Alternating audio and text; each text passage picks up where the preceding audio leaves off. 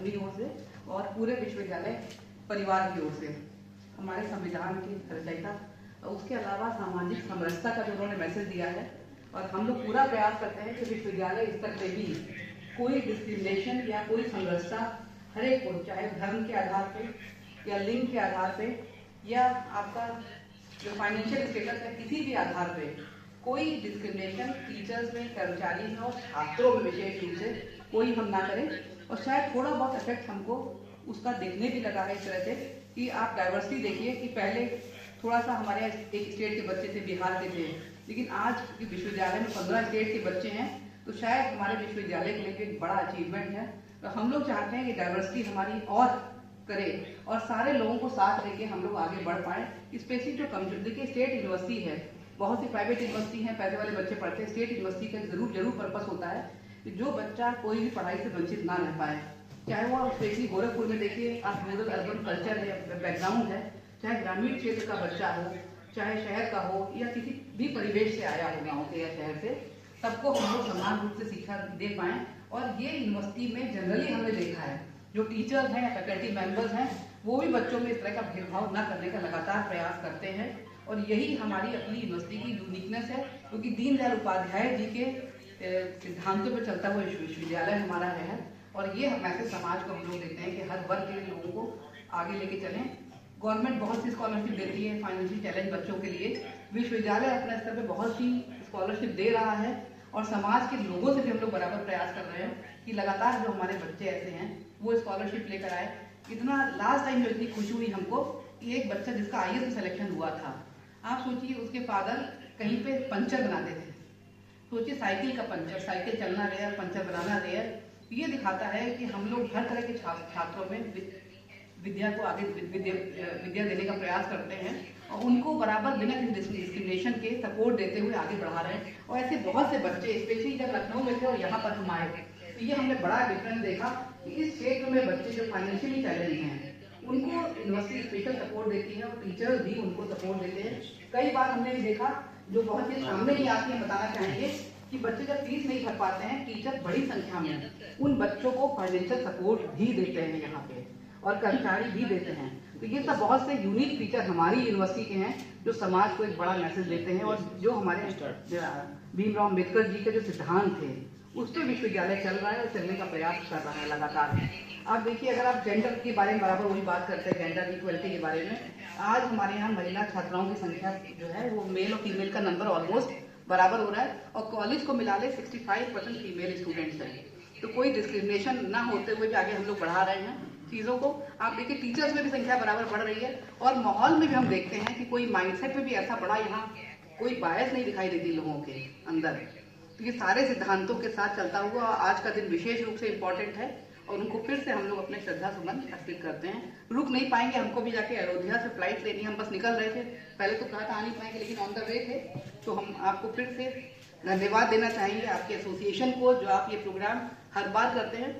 छोटा हॉल है हमारा, हमारी भी लिमिटेशन है, दीक्षा भवन तैयार हो रहा है, तो हमने कहा गोपाल प्रसाद जी से कि नेक्स्ट हम लोग चाहेंगे कि दीक्षा भवन में हम लोग इसको और बड़े रूप से आगे उनको श्रद्धा सुमन अर्पित करें और लोगों को बुला पाए हम लोग।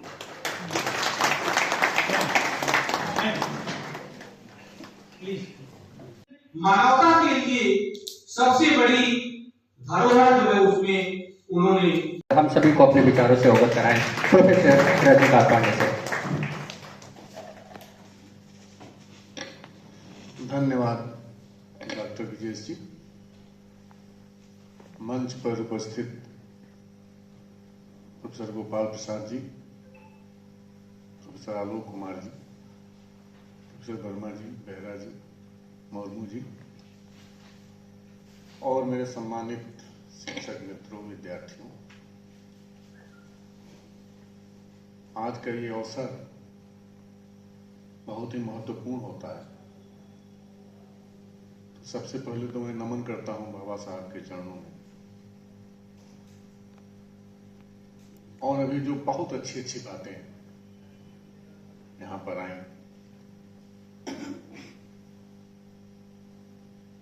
और ये बिल्कुल ठीक बात है अगर आप बाबा साहब के बारे में थोड़ा समझने की कोशिश करते हैं। कि स्वाधीनता संघर्ष के साथ ईमानदारी से पहले तो अपने समूह के बारे में और फिर देश के बारे में इतना विशाल मानसिक दृढ़ता वाला व्यक्ति मुझे नहीं देखा मिलता। गांधी जी जिस व्यक्ति को मनाने के लिए गांधी को अनशन करना पड़ा, ये भारत के इतिहास की एक महत्वपूर्ण घटना है। और महत्वपूर्ण घटना इसलिए भी मैं मानता हूं इसको कि जिस समय गांधी अपनी लोकप्रियता के शिखर पर थे, उस समय उस देश के एक पढ़े लिखे अनटचेबल व्यक्ति एक संस्था का रूप ले चुका था। ये भारत के राष्ट्रीय आंदोलन से निकले हुए मूल्यों का दबाव था गांधी के ऊपर कि जो जब जन्म लेता है तो उसके साथ कितनी सामाजिक भेदभाव की जाती है। आप जानते हैं कि बैलगाड़ी वाला भी उसको अपनी बैलगाड़ी में नहीं बैठाना चाहता है और इस शर्त पर बैलगाड़ी पर बैठाता है कि बैलगाड़ी हाँकोगे तुम ही। और एक जगह जब प्यास लगती है और कुएं के पास जाने से उसको रोक दिया जाता है, तो उस बाल मन में जो परिवर्तन होता है और जिस अपमान, जिस तिरस्कार, ऐसा नहीं है कि बाबा साहब बहुत गरीबी में पले थे, सूबेदार के बेटे थे और उनके ननिहाल में भी लोग बहुत सेना में थे, लेफ्टिनेंट तक के लोग उनके सेना में थे। उस दौर में एक पढ़ी लिखी शिक्षित मां के वो बेटे थे। उनके सामने संकट ये था कि इतने अच्छे परिवार के होने के बाद भी ये समाज हमारे साथ ऐसा व्यवहार कर रहा है। ये चुनौती उनके सामने थी कि पढ़ा लिखा, उस समय हिंदुस्तान के सबसे पढ़े लिखे व्यक्तियों में से थे बाबा साहब भीमराव अम्बेडकर, जो अमेरिका में भी पढ़े थे, इंग्लैंड में भी पढ़े थे। वह व्यक्ति जब भारत आता है, देखिए समाज के प्रति उनका कमिटमेंट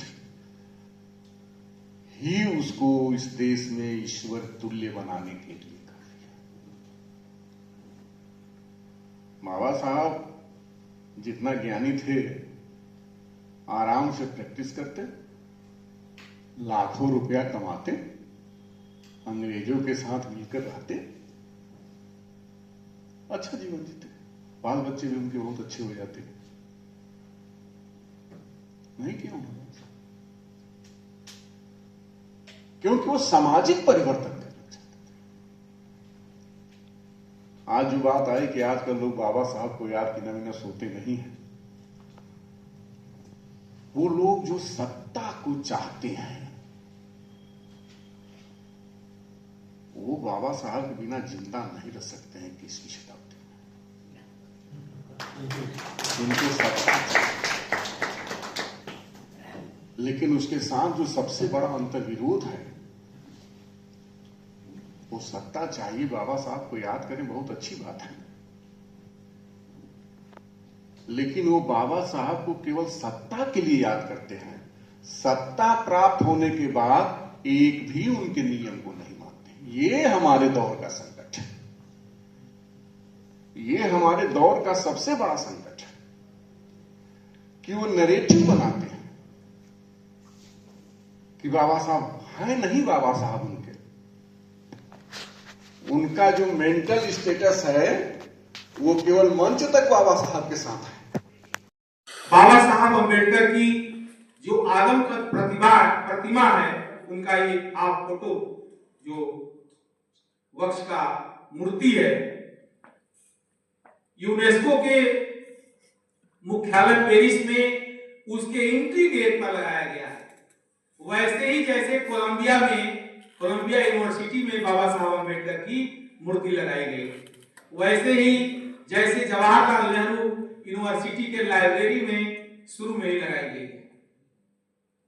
ये कोई साधारण काम है? ये कितना बड़ा काम है?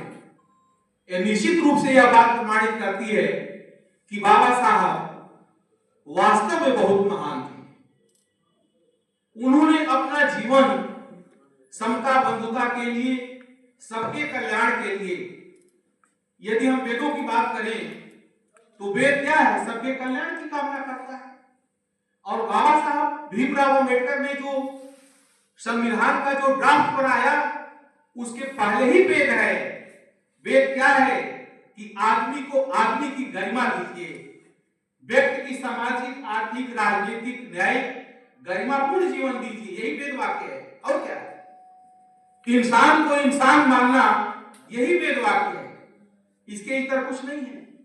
और इसके लिए बाबा साहब भीमराव अंबेडकर ने संविधान में बनाने के लिए, ड्राफ्ट बनाने के लिए कितने हजार दुनिया के आर्टिकल पढ़े, मैं आपको आज अवगत कराना चाहता हूं।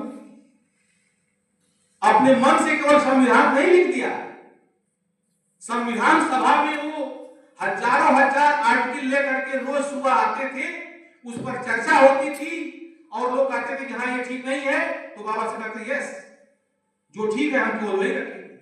और इस तरीके से 395 अनुच्छेद, कई हजार रिसर्च आर्टिकल दुनिया का पढ़ने के बाद जो है अपना ज्ञान दे करके उन्होंने कन्वर्ट करके बनाया। और वो भारत का संविधान दुनिया का सबसे खूबसूरत संविधान बना, जिसमें समाज के हर वर्ग के लिए, इंसानियत के लिए, इवन मानवता के लिए सबसे बड़ी धरोहर जो है उसमें उन्होंने रचा गाया। दुनिया ने इसका स्वागत किया। दुनिया में बाबा साहब भीमराव अंबेडकर की ख्याति दिनों दिन बढ़ती जा रही है, हमारे यहां भी बढ़ रही है। लेकिन मुझे बहुत दुख हुआ कि पेरिस में यूनेस्को मुख्यालय में जब मूर्ति लगाई गई, इसका कोई प्रचार भारत में नहीं हुआ। सुबह मैं उठ करके 5 बजे जब बिस्तर से उठता हूं और देखता हूं ट्विटर पर समाचार थोड़ा सा अर्ली आता है और अच्छे व्यक्ति आते हैं। हमने कहा कि अरे ये तो वंडरफुल चीज हुई, और उसको तुरंत मैंने फेसबुक पर अपने लगाया। उस पर बहुत सारे लोगों ने शेयर किया, कमेंट किया, और हम समझते हैं कि इतना बड़ी घटना हुई, भारत में भी कुछ % लोग जान पाएंगे। ये हमें बताने की जरूरत है कि हमारे यहाँ अंबेडकर जैसा जो चमकता सूरज है वो दुनिया के किसी और देश के पास नहीं है।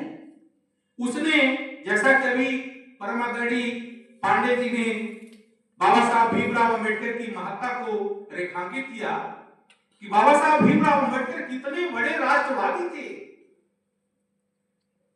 कितना बड़ा उनका योगदान है भारत की राष्ट्रीय एकता और अखंडता में। डॉक्टर अंबेडकर के सामने बहुत सारे विकल्प थे, धर्मों के विकल्प थे, भारत को खंड खंड करने में एक हिस्सा अपना लेकर के अलग होने के विकल्प थे। लेकिन बाबा साहब ने यह प्रण किया कि जिस देश जात में जन्म लिया, बलिदान उसी पर हो जाओ, वह शक्ति हमें तो दया निधे, कर्तव्य मार्ग पर डट जाओ। बाबा साहब भीमराव अंबेडकर चाहते तो कोई और धर्म भी अपना सकते थे, अपने लोगों को लेकर के एक अलग देश भी बना सकते थे जिसका ऑफर था। लेकिन गांधी जी जो बैठते हैं जब अनशन पर, सारी बातें आप लोग जानते हैं, और कस्तूरबा जी ने आंचल फैलाया कि अंबेडकर जी हमारे सुहाग की रक्षा कीजिए। डॉक्टर अंबेडकर ने जो है उनको अभयदान दिया और कहा कि ठीक है, चलिए आपने ये जो किया ठीक है, हम आपको बचाते हैं, हम आपको अभयदान देते हैं, हम थोड़ा समझौता करते हैं, क्योंकि आने वाले दिनों में अगर मैं नहीं करता हूं तो हमारे लोगों को आप छोड़ेंगे नहीं। थोड़ा सा कड़वी बात है, लेकिन वास्तविकता ये थी। और डॉक्टर अंबेडकर ने राष्ट्रवादिता के साथ, राष्ट्रीय एकता के साथ कोई समझौता नहीं। भारत के लिए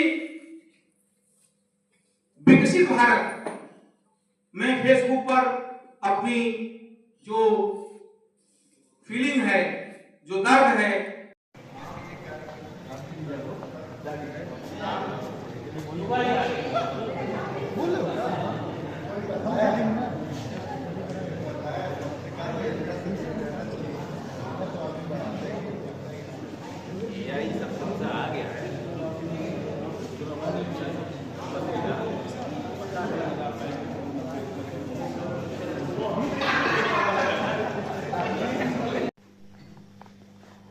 बाबा साहब के चरणों में श्रद्धासुमन अर्पित करता हूँ। बाबा साहब भीमराव अम्बेडकर के परिनिर्वाण दिवस के अवसर पर आदरणीय मंच और हमारे समक्ष बैठे हुए अति सामान्य जन, अभी बेहरा जी बहुत ही गंभीर बातें हम सबके समक्ष रख रहे थे और प्रोफेसर वर्मा जी आए, कहे तो मैं गणित का विद्यार्थी हूं, मैं क्या बोलूंगा। लेकिन जो बेहरा जी कह रहे थे, हम कह रहे हैं, वही तो गणित है, वही तो गणित हो रहा है। बेहरा जी जो समस्या के बाद वही तो गणित हो रहा है, वही गणित हो रहा है। हम ऐसे महापुरुष के परिनिर्वाण दिवस के अवसर पर यहां उपस्थित हैं जो गरीबी के कोख से जन्म लिया, अपमान के दंश और लंबे जीवन संघर्ष के साथ पला बढ़ा और कई सारी डिग्रियों को अपने नाम दर्ज कराया और यह विशाल भारत जिस संविधान से संचालित हो रहा है उसको रचा। अपने आप में ये जो बातें हैं वो समाज के हर वर्ग के लिए, हर उम्र के लोगों के लिए प्रेरणादायक है। बाबा साहब इसीलिए संविधान में जो बातें कही या जो उनके विचार थे वो कोई आयातित विचार नहीं थे, किताब के पढ़े हुए विचार से नहीं थे, उनके अपने संघर्षों के निकले हुए विचार थे। इसलिए वो बहुत वास्तविक विचार है और निश्चित रूप से उनके विचारों को आत्मसात किया जाए और जो व्यवस्था उन्होंने दी है उन व्यवस्थाओं को ठीक तरीके से लागू किया जाए।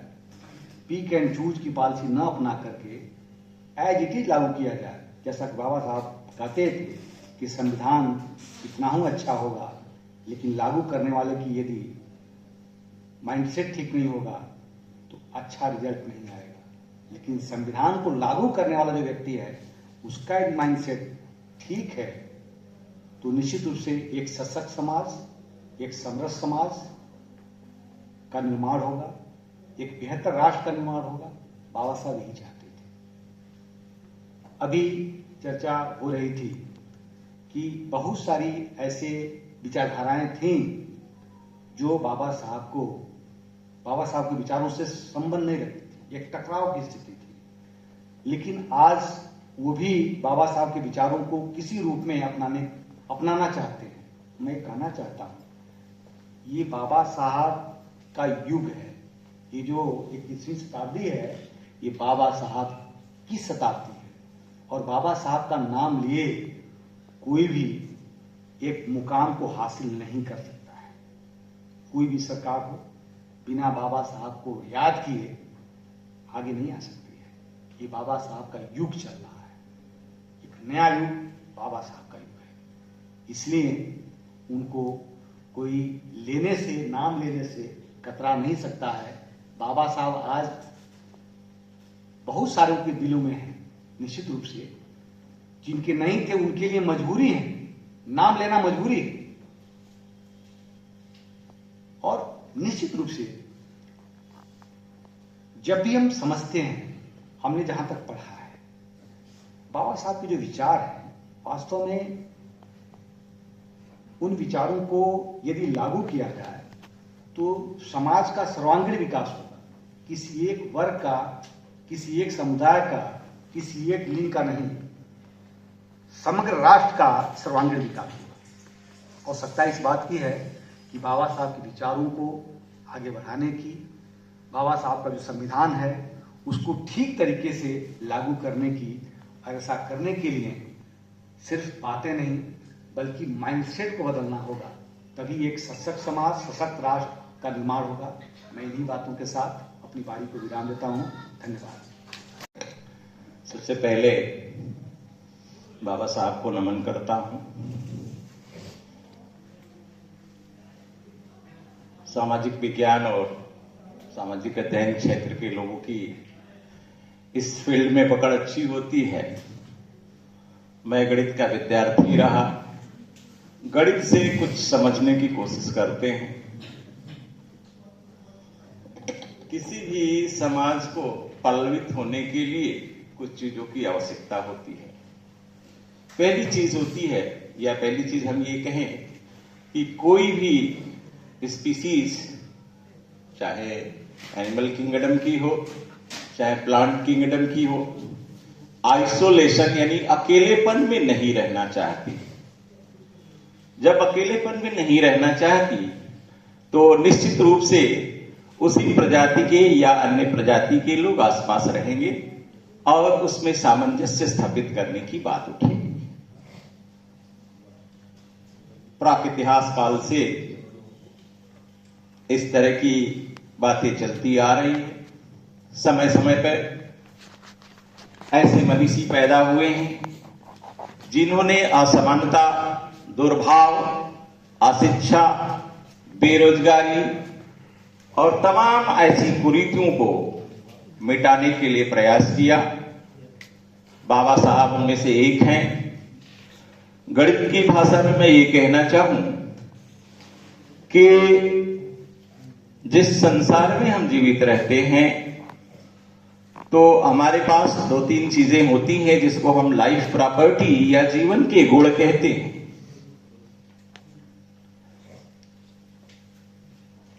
एकदम शॉर्ट में बताने की कोशिश करूंगा। यहां डॉक्टर विकास राणा जी बैठे हैं, अभी राजेश कुमार जी भी दिख रहे थे, हमें लगता है फोन आ गया, चले गए कहीं, आ रहे होंगे। कि हमें जिंदा रहने के लिए, पुष्पित पल्लवित होने के लिए 4 कंपोनेंट की आवश्यकता होती है, यानी 4 डायमेंशन की मिनिमम आवश्यकता होती है। डायमेंशंस बढ़ सकते हैं। वो ये है, जैसे इस कमरे में, इस हाल में हम बैठे हैं, विचारों का आदान प्रदान हो रहा है। 4 चीजें महत्वपूर्ण हैं: लंबाई, चौड़ाई, ऊंचाई इस कमरे की, और इसके साथ एक महत्वपूर्ण कंपोनेंट होता है समय का। यदि समय को निकाल दें तो लंबाई, चौड़ाई और ऊंचाई में रहकर हम आगे नहीं बढ़ सकते, अपने को पल्लवित नहीं कर सकते। समाज में भी जो अशिक्षा से नाता रखते थे या जिनको शिक्षा ग्रहण करने का अधिकार नहीं दिया जाता था, वंचित कर दिया जाता था, उसके लिए हमारे बाबा साहब आगे आए। नारियों की बात, राजभवन निर्माण दिवस पर नमन। इस सभागार में बैठे हुए सारे श्रोताओं, आज का दिन भी 6 दिसंबर खास है, बहुत कारणों से खास है। उसमें से एक है बाबा साहब के परिनिर्वाण।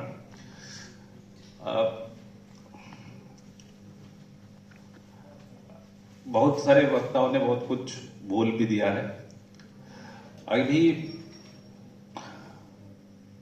एक मन में ये आता है कि इतने साल बाद जो बाबा साहब का जो इगैलिटेरियन सोसाइटी की बात वो कर रहे थे, वो क्या हम लोग एक्चुअली वहां तक पहुंच पाए हैं या नहीं।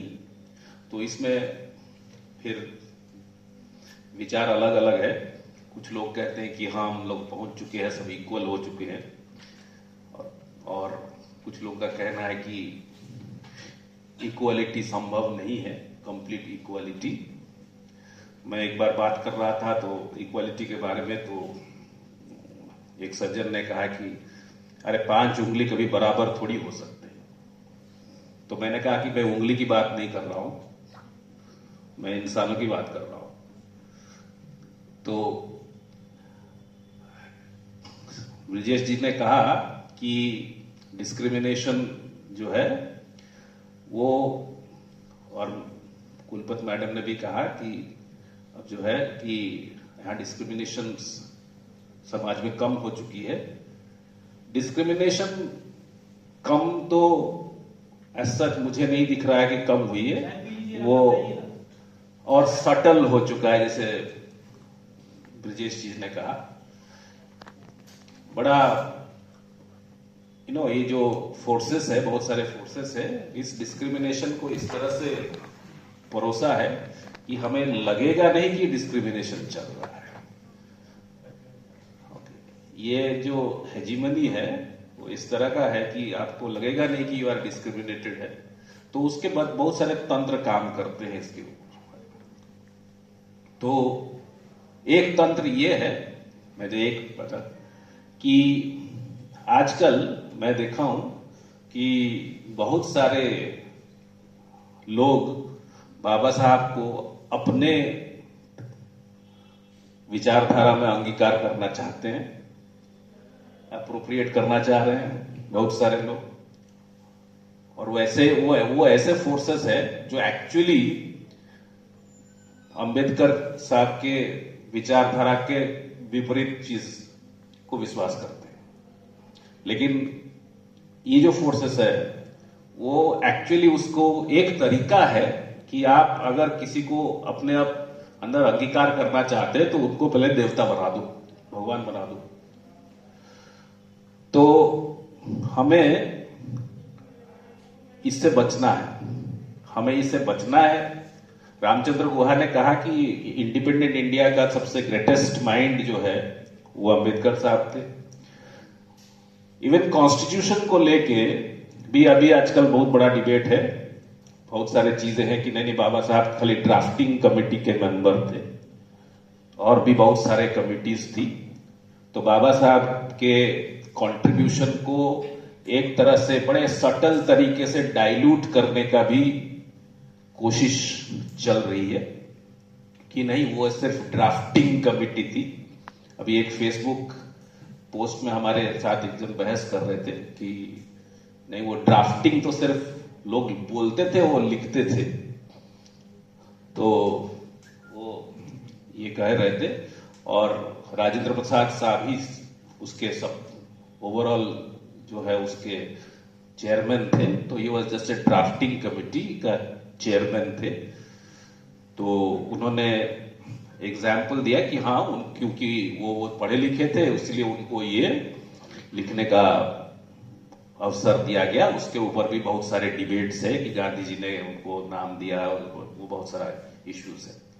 तो ये सारे चीजें जो है ये साइमल्टेनियसली जो है, एक तरफ हम लोग अंबेडकर साहब की लीगेसी को आगे बढ़ाने की कोशिश कर रहे हैं, बहुत सारे फोर्सेस उनके नाम पे भी बहुत सारे चीजें कर रहे हैं, और दूसरे एक तरफ ये है कि उनकी कंट्रीब्यूशन को डाइल्यूट करने की भी कोशिश इस तरह से हो रही है कि वो एक ड्राफ्टिंग कमेटी के चेयरमैन थे ना। अंबेडकर बाबा साहब अम्बेडकर जो है वो आप जैसे हर्ष जी ने भी कहा कि एक वर्ग की बात नहीं है कहाँ पे, लेकिन नहीं है का मतलब नहीं है कि वो वर्ग का टोटली कंप्लीटली एनिहिलेट कर डाले। वो चीज है कि हाँ उस वर्ग जो एक्चुअली एक पर्टिकुलर सिस्टम का माने विक्टिम था वो थे, उससे निकलने में बहुत अंबेडकर साहब का बहुत बड़ा हाथ है। अनटचेबिलिटी के बारे में बात कहा उन्होंने। अनटचेबिलिटी इज ए क्राइम हमारे संविधान में लिखा हुआ है, लेकिन अनटचेबिलिटी क्या सही में चला गया है ये मुझे फिर डाउट है। मैं बहुत स्केप्टिकल हूं इस अनटचेबिलिटी के बारे में, लेकिन कि अनटचेबिलिटी एक नया फॉर्म में दिखने लगी है। अभी बहुत सारे विश्वविद्यालय में हमने देखा कि सिलेक्शन प्रोसेस में नॉट फाउंड सुइटेबल जो है, ये एक नया तरीके का अनटचेबिलिटी है। ये जो है अनटचेबिलिटी प्रैक्टिस करने का एक नया तरीका है। You are not suitable if you belong to a particular community or whatever. Okay, so ये एक नया तरीका है आपको अनटचेबिलिटी ये करने का। सो अनटचेबिलिटी है तो क्यों है? इसलिए क्योंकि हमें, इसलिए अंबेडकर को एक तो बाबा साहब के सारे कृतियों को पढ़ना चाहिए, सबको पढ़ना चाहिए। ओके, और पढ़ के समझना भी चाहिए। और अंबेडकर साहब की लिगेसी जो है उसको बचाने की जरूरत है। बचाएंगे कैसे? बचाएंगे कि उस फोर्सेस से बचाएंगे जो अंबेडकर, बाबा साहब अंबेडकर के थॉट्स को, आइडियाज को, आइडियोलॉजी को, ओके, उनके आउटलुक को, इगैलिटेरियनिज्म की। देखिए आज के संदर्भ में बाबा साहब अंबेडकर बहुत रेलिवेंट है, क्योंकि जो इनइक्वालिटी है ये भी एक नया रूप ले चुका है। जो लिबरल कैपिटलिज्म जो आया है वो आपको ये एहसास होने नहीं देता है कि आप इनइक्वल हैं, और ये और भी खतरनाक है। जब आप जानते हैं कि आप इनइक्वल हो तो आप संघर्ष करेंगे, जबकि आपके दिमाग में ये घुसा दिया जाएगा कि नहीं नहीं आप बराबर है सबके, जबकि असल में आप बराबर नहीं है। तो आप क्या वो जो संघर्ष करने का जो बाबा साहब की जो स्लोगन है, वो संघर्ष करना का भी डाइल्यूट हो जाएगा। और ये एक्चुअली हमारे लिबरल कैपिटलिज्म, हमारे सामंतवादी सोच, हमारे कास्टिस्ट आइडियोलॉजी, तीनों मिलके ये काम कर रहे हैं। और इसको समझना पड़ेगा, और इसको समझने के लिए बाबा साहब अंबेडकर की जो कृतियां हैं, चाहे वो एनिहिलेशन ऑफ कास्ट, एक छोटी ऐसी एस्से है, हमने पढ़ा द ग्रामर ऑफ एनार्की उनकी है, पढ़िए आप लोग, 3 या 4 पेज की एस्से। तो देखिए कि क्या कॉन्स्टिट्यूशनल प्रोविजंस कितने तगड़े हैं हमारे देश में, कि एक्चुअली हम उस कॉन्स्टिट्यूशनल प्रोविजन से इगैलिटेरियनिज्म ला सकते हैं। लेकिन ये करना हम ही लोगों को है, ये समझना पड़ेगा, डिसेक्ट करना पड़ेगा चीजों को। जो आइडियोलॉजिकल वॉरफेयर चल रहा है, उस वॉरफेयर से हमें एक्चुअली उसमें समझना पड़ेगा कि बाबा साहब अंबेडकर का एक्चुअली इगैलिटेरियन सोसाइटी का जो ड्रीम है वो कैसे संभव होगा। तो इसी बात के साथ आपको धन्यवाद। सर्वप्रथम बाबा साहब को श्रद्धांजलि अर्पित करते हुए इस मंच को,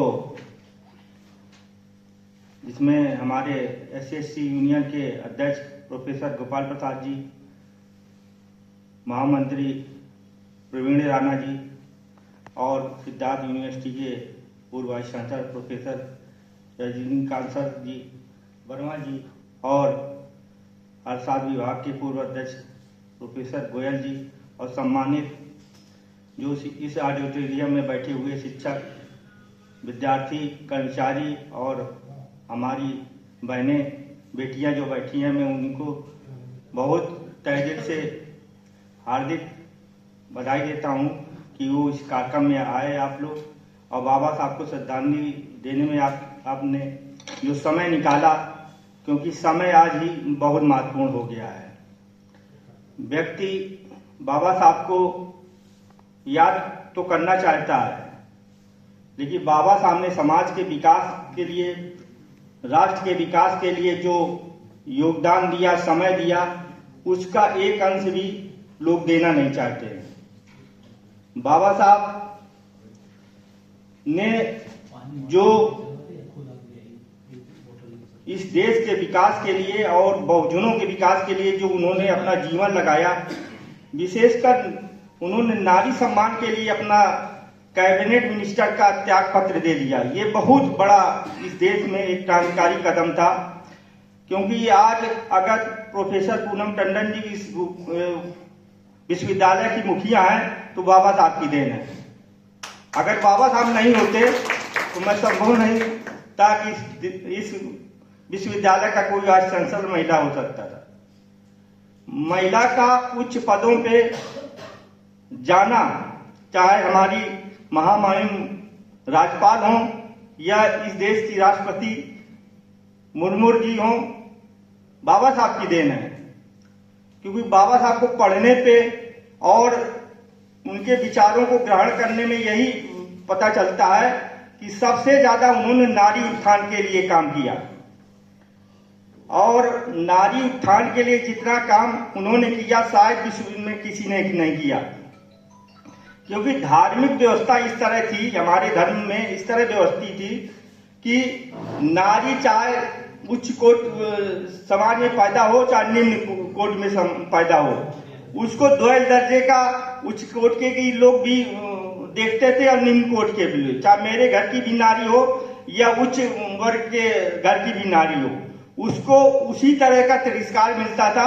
शोषितों में शोषण, मैं शोषित था लेकिन मैं भी शोषण करता था, अपने घर की नारी का शोषण करता था। शोषण का भाव अगर से मुक्ति दिलाने का किसी महापुरुष ने काम किया है तो बाबा साहब डॉक्टर अंबेडकर ने किया है।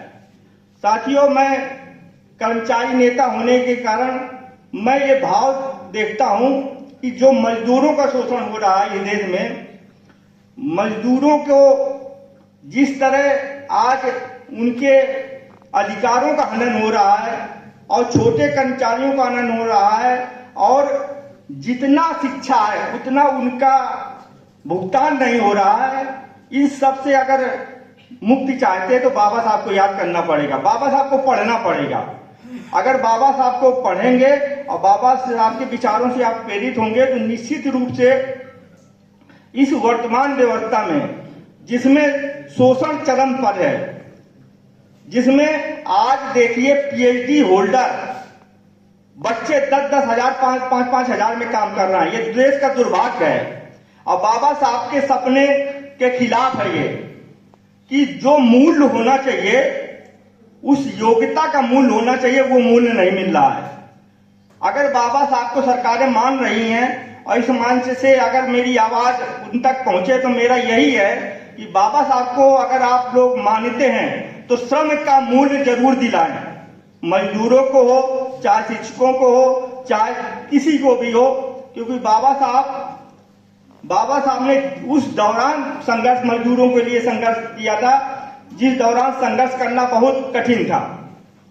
साथियों, SC/ST यूनियन विगत 25 वर्षों से लगातार एक अलग जगाने का काम कर रही है। प्रोफेसर गोपाल सर दोबारा अध्यक्ष हुए हैं और आपके नेतृत्व में संगठन आगे जा रहा है। हमारा मेन उद्देश्य यही है कि हमारे अंदर जो एक तरह की सामंतवादी व्यवस्था है, चाहे वो मेरे अंदर हो चाहे आप, उसको निकालना हो, उसको कैसे निकाला जाए, और निकालने का एक ही माध्यम है बाबा साहब को याद करना। जब बाबा साहब को हम याद करेंगे तभी ये अंदर का सामंतवाद है वो निकल पाएगा। और बाबा साहब ने अपने जीवन में सबसे ज्यादा कबीर को माना, बुद्ध को माना, इसलिए माना कि समता, स्वतंत्रता, बंधुत्व और न्याय की व्यवस्था में समाज को ले जाना है तो बुद्ध और कबीर को जानना जरूरी है।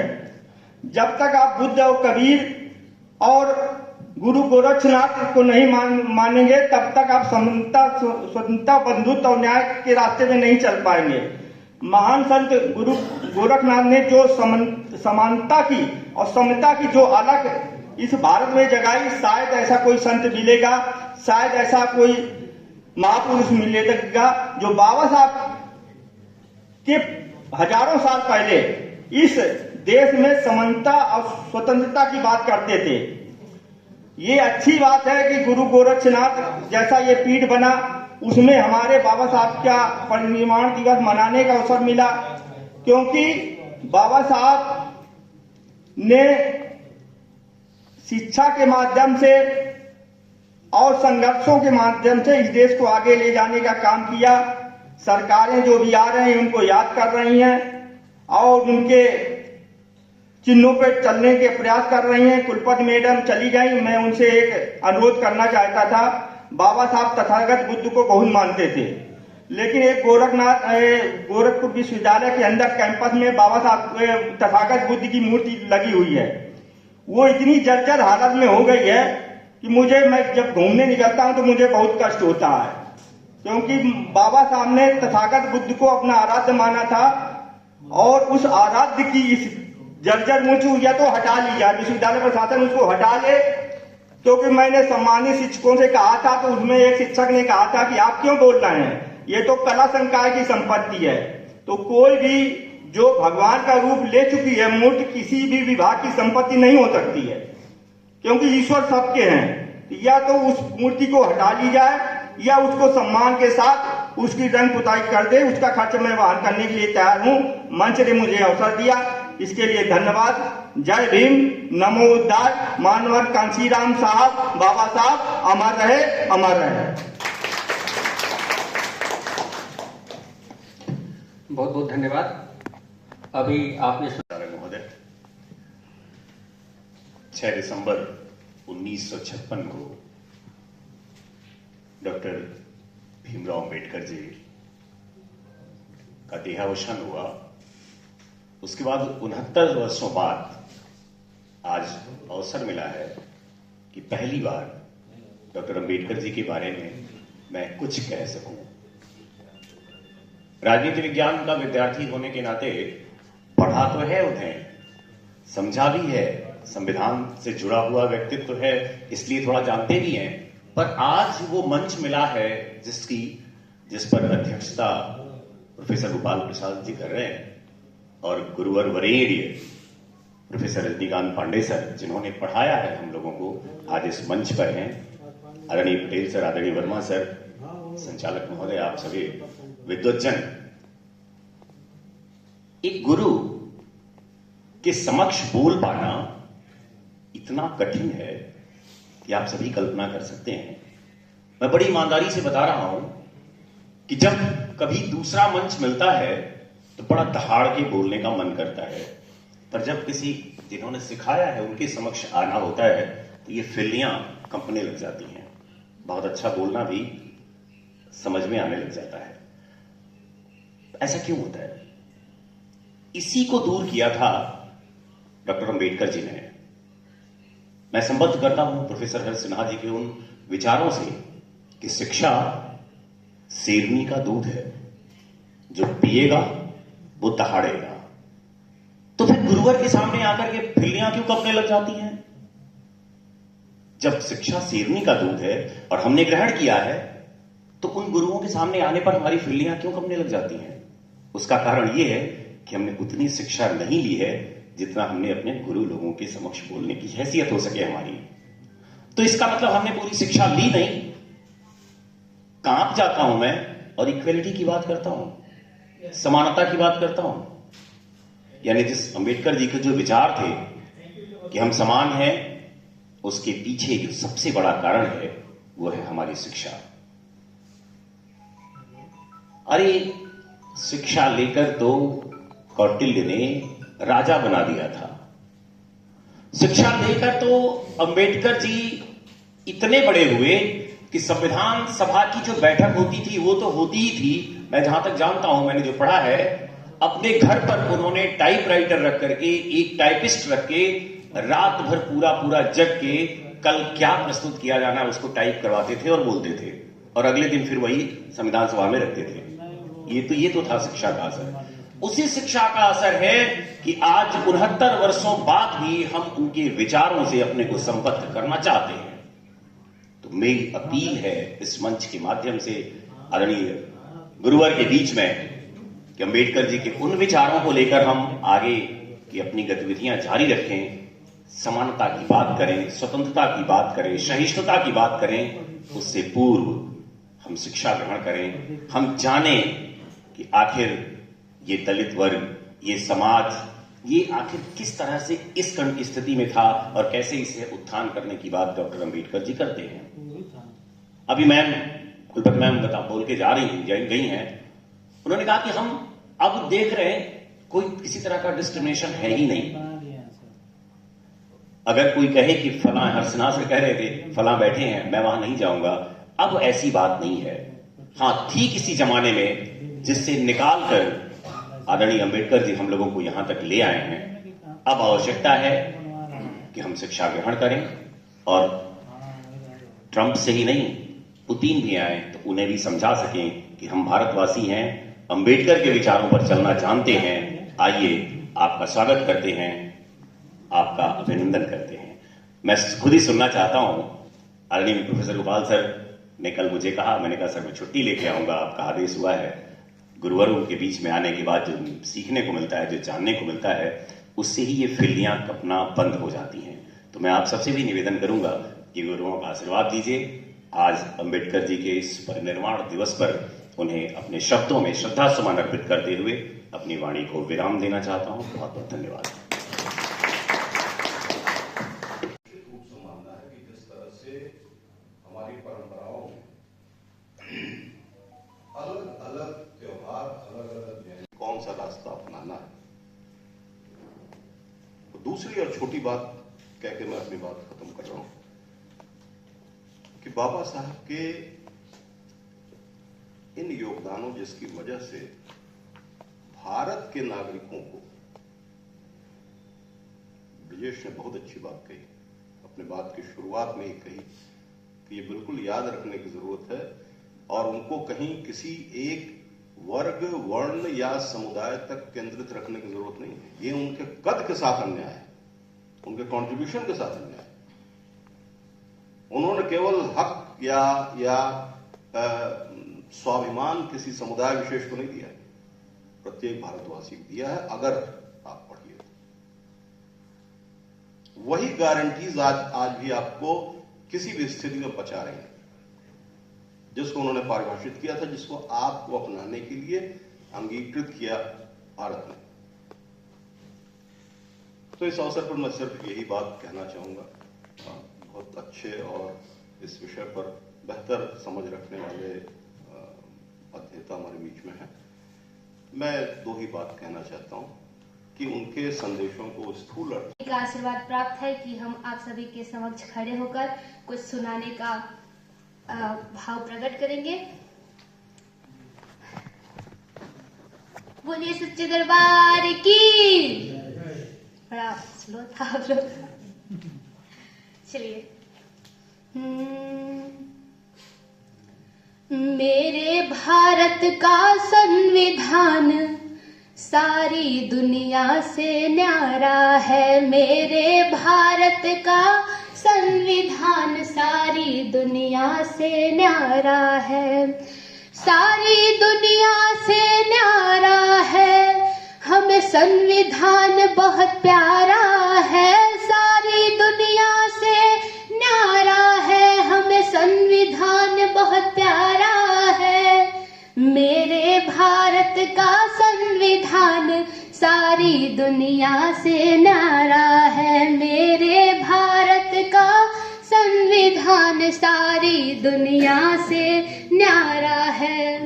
सब पृष्ठों में समरसता है, शब्दों में भाईचारा है। सब पृष्ठों में समरसता है, शब्दों में भाईचारा है। ना जाति धर्म का भेदभाव, ना लिंग भाव, ना क्षेत्रवाद। ना जाति धर्म का लिंग भाव, ना भेदभाव, ना क्षेत्र भाव। मेरे भारत का संविधान सारे दुनिया से प्यारा है। हम चाहेंगे आप एक बार इस लाइन को आप लोग भी गाइए। कहेंगे मेरे भारत का संविधान सारी दुनिया से प्यारा है। मेरे भारत का संविधान बहुत बहुत धन्यवाद। भीमराव अम्बेडकर जी के परिनिर्वाण दिवस के अवसर पर सर्वप्रथम उनके चरणों में कोटि कोटि नमन।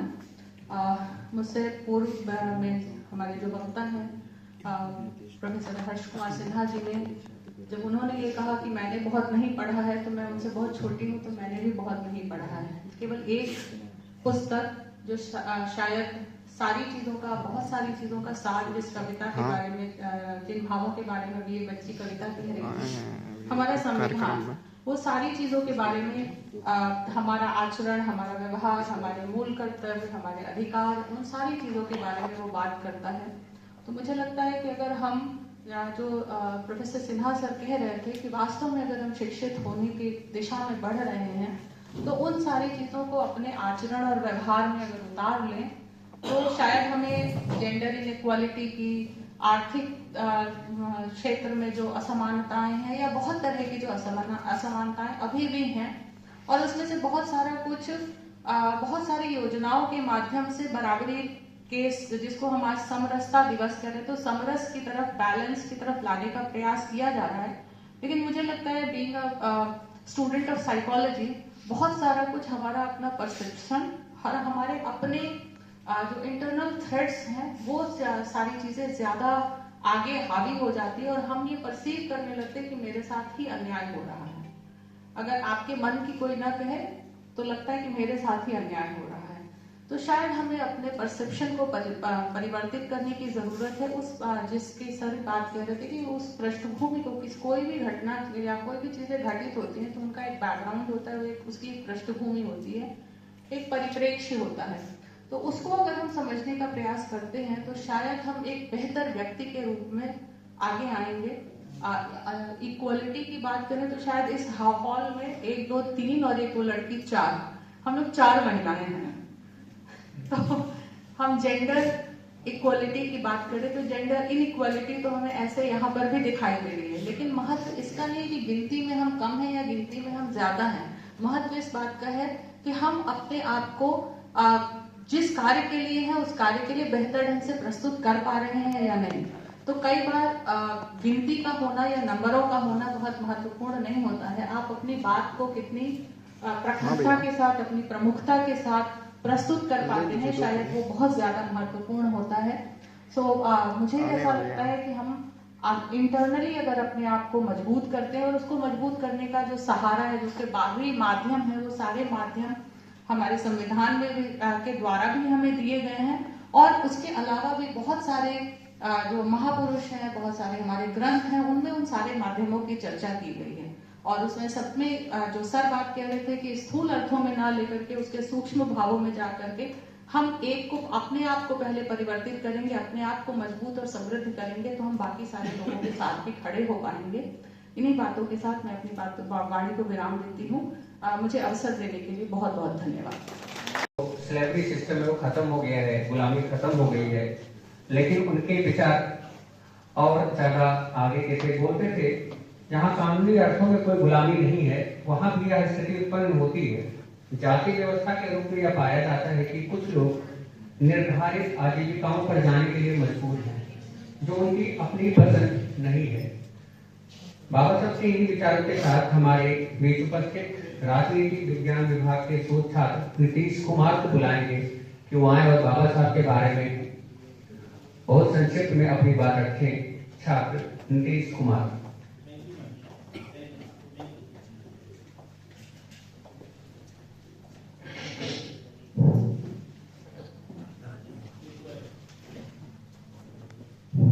बहुत बहुत धन्यवाद संचालक महोदय। आज बाबा साहब के परिनिर्वाण दिवस में उपस्थित हूँ। सबसे पहले तो बाबा साहब के चरणों में श्रद्धा का स्मरण अर्पित करता हूँ। साथ ही साथ मंच पर उपस्थित हमारे मुखिया, हमारे अभिभावक, हमारे गार्जियन, जिनके निर्देश में मेरी पीएचडी पूरी हो रही है और जिनके निर्देशन में मैं चलता हूँ और बहुत कुछ सीखने का अवसर प्राप्त हो रहा है। गोरखपुर विश्वविद्यालय के प्रोफेसर और सिद्धार्थ विश्वविद्यालय के संस्थापक रूपक हमारे गुरुजी आदरणीय प्रोफेसर रजनीकांत पांडे सर, साथ ही साथ मंच पर उपस्थित जो इस कार्यक्रम की अध्यक्षता कर रहे हैं, जिनसे मैं बहुत कुछ सीखा हूँ, हमारे गार्जियन हैं। मैं पिछले 10 वर्षों से राजनीति विज्ञान विभाग में हूँ। हमारे आदर्श, हमारे guardian professor Gopal Prasad sir जो कार्यक्रम की अध्यक्षता कर रहे हैं, उनके चरणों में उनको भी नमन करता हूँ। साथ ही साथ जो हमारे मंच उपस्थित सर लोग हैं और यहाँ उपस्थित जो हमारे अभिभावक स्वरूप में प्रोफेसर लोग, मेरे छोटे भाई और बड़े भाई के रूप में उपस्थित छात्र छात्राएं जो भी लोग हैं, सबको अपने करते हुए अपनी बातों को रखना चाहता हूं। साथियों, बाबा साहब जैसा सूरज न निकला न होता तो हम सभी छात्रों के जीवन में उजाला न होता। मर गए होते यूं जुर्म सह सहकर बाबा साहब जैसा रखवाला न होता। मेरे साथियों, अगर बाबा साहब का सपना पूरा करना है तो केवल दलित ही नहीं बल्कि SC ST OBC, हिंदू मुस्लिम सिख ईसाई सबको बाबा साहब के विचारों पर चलना होगा। तब जाके बाबा साहब और मानव कांसीराम और हम सभी लोगों का सपना पूरा होगा, अन्यथा हमारा सपना पूरा नहीं होगा। साथियों, बाबा साहब डॉक्टर भीमराव अम्बेडकर हमारे और आपके लिए इस पूरे जीवन को अपने आप को कुर्बान कर दिए। उनके जीवन में ना जाने कितनी आंधियां आई, तूफान है, कितना कष्ट था, कितना अपमान था। दुनिया के सबसे अपमान सहने वाले व्यक्ति बाबा साहब डॉक्टर भीमराव अम्बेडकर थे और वो व्यक्ति इतना दुनिया का सबसे बड़ा लिखित संविधान बना दिया। और आज हम लोग बहुत खुशी होती है कि बाबा साहब जैसा महापुरुष ज्ञानी हमारे देश में पैदा हुआ। बाबा साहब अगर हमारे बीच में ना होते तो वास्तव में हम बोलने के लायक नहीं रहते। बाबा साहब ने हमारे और आपके लिए अपने बेटों की भी कुर्बानी दे दी। ऐसे बाबा साहब हमारे थे। बाबा साहब रोशनी होगी चिराग जलाए रखिएगा, बाबा साहब के विचारों पे चलने का अरमान जगाए रखिएगा। मेरे साथियों, बाबा साहब आज हम लोगों के बीच में नहीं है, लेकिन हम लोग केवल क्या करते हैं, 14 अप्रैल को उनका केक काट दे रहे हैं और 6 दिसंबर को मोमबत्ती जला दे रहे हैं। इससे बाबा साहब का सपना पूरा नहीं होगा। बाबा साहब का सपना तब पूरा, वो संविधान जिसके बुनियाद पे आज हम लोग खड़े हैं, हमारे आपके अधिकारों के लिए हम लोग लड़े हैं और लड़ रहे हैं। कहीं कुछ होता है तो हम क्या करते हैं, बाबा साहेब के लिखे संविधान के पास जाते हैं, अपने अधिकारों का मांग करते हैं, हमें सुरक्षा देते हैं। हम बस इतना कहेंगे, बाबा साहेब न जाने कितने ऐसे महिलाएं का जन्म हुआ जो इन सब बेड़ियों को तोड़कर आगे बढ़ने का काम किए। उन्हीं में एक हमारे डॉक्टर B.R. अम्बेडकर भी थे। आज वो भारत के ऐसी शख्सियत बन चुके हैं जो पूरे विश्व पर इनको अध्ययन किया जा रहा है। हम देखते हैं कि यूनेस्को में अभी जल्द ही doctor B.R. Ambedkar BS Verma साहब को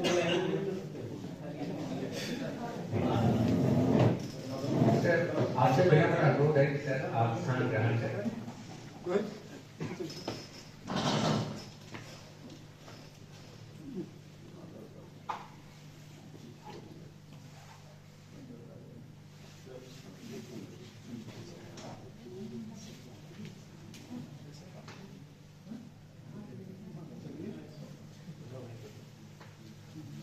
आप इसे बताइए कितना नोट कर लीजिएगा, 10-15 मिनट के अंदर पा लेगी।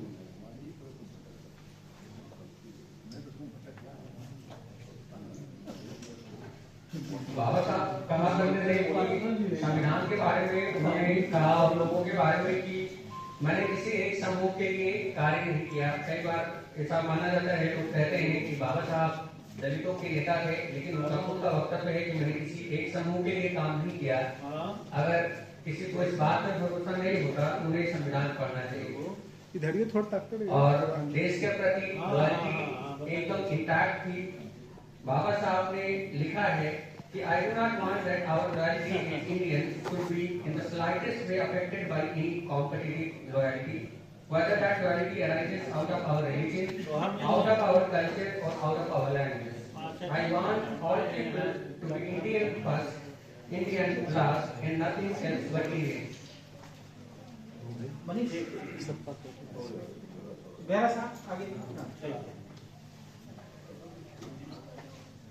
बाबा साहब के इन विचारों के साथ यहाँ उपस्थित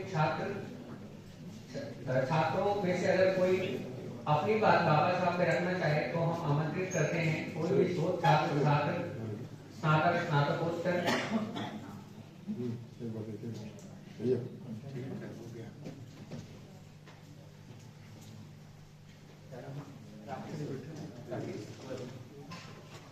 हमारे इस कार्यक्रम में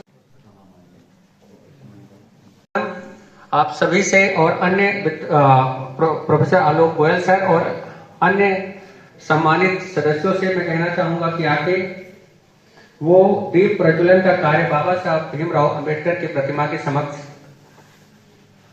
sir professor DS Verma sir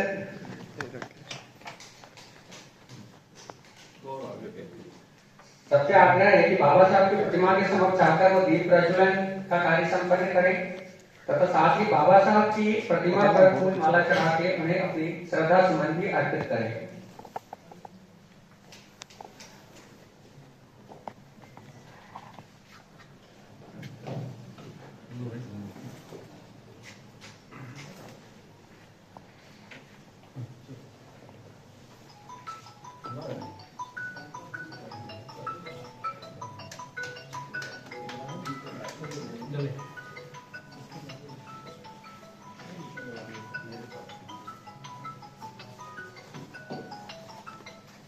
बेटा खुश रहो, आ जाओ आ जाओ। शोधपीठ में हाँ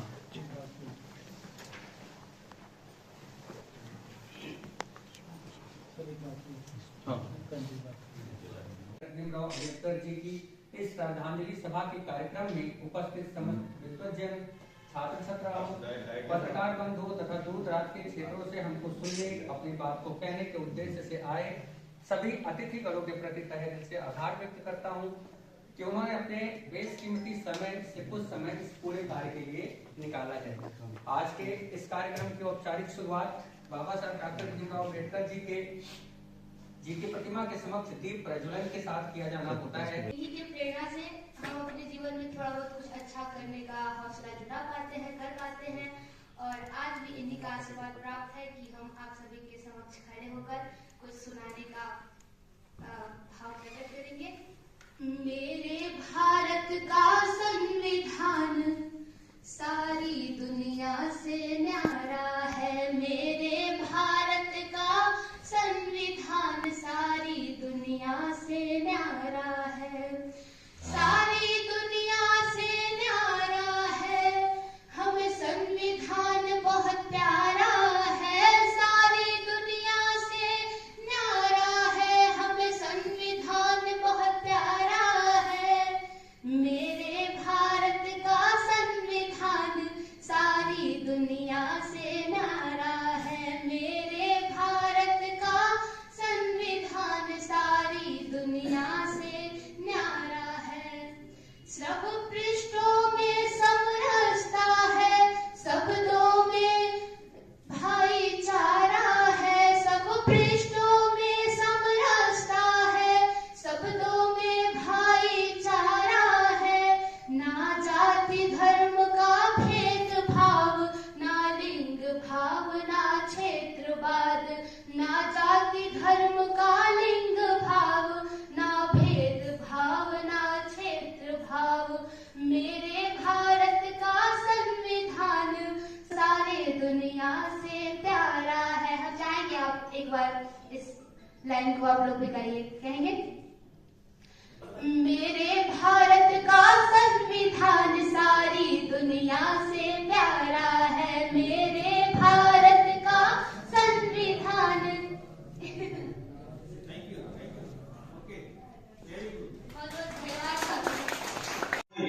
थोड़ा सा कड़वी बात है, लेकिन वास्तविकता ये थी और डॉक्टर अम्बेडकर ने राष्ट्रवादिता के साथ, राष्ट्रीय एकता के साथ कोई समझौता नहीं। भारत के लिए विकसित भारत, मैं फेसबुक पर अपनी जो फीलिंग है, जो दर्द है, उसको बयान करता रहता हूं फेसबुक पर, व्हाट्सएप पर और ये ट्विटर पर कि हम भारत को विकसित होने का जो सपना देख रहे हैं वो तब तक पूरा नहीं होगा जब तक समाज में यहाँ जो वंचित वर्ग है, जो वर्ग है, जो दलित पिछड़ा वर्ग है और आधी आबादी जो महिलाओं की है, इनके विकास के बारे में अगर आप नहीं सोचते हैं तो भारत को विकसित होने का सपना भूल गए, क्योंकि ये आबादी भारत की बहुसंख्यक आबादी है और एक छोटे से हिस्से को अगर आप विकसित बना दें और ये बहुत बड़ी आबादी उससे महरूम रहे तो इसका कोई मतलब नहीं होगा। वैसे ही जैसे आज हमारे यहाँ बहुत सारे लोगों के लिए इतनी जमीन है कि वो एक नहीं कई जमीन है और हमारे लिए कुछ लोग 1200 स्क्वायर फीट के लिए तरसते हैं। हमारे यहाँ जो अभी राज बहादुर जी ने कहा कि हमारे यहाँ बहुत ही समाज में अभी शोषण का सिलसिला जारी है हमारे मजदूरों का। हमारा जो मिनिमम जो हमारे संविधान की प्रस्तावना में ह्यूमन डिग्निटी की बात की गई उसको पूरा करने के लिए अभी हम सही नहीं कर पा रहे। मैडम से एक विनम्र निवेदन है कि मैडम बाबा साहब की प्रतिमा के समक्ष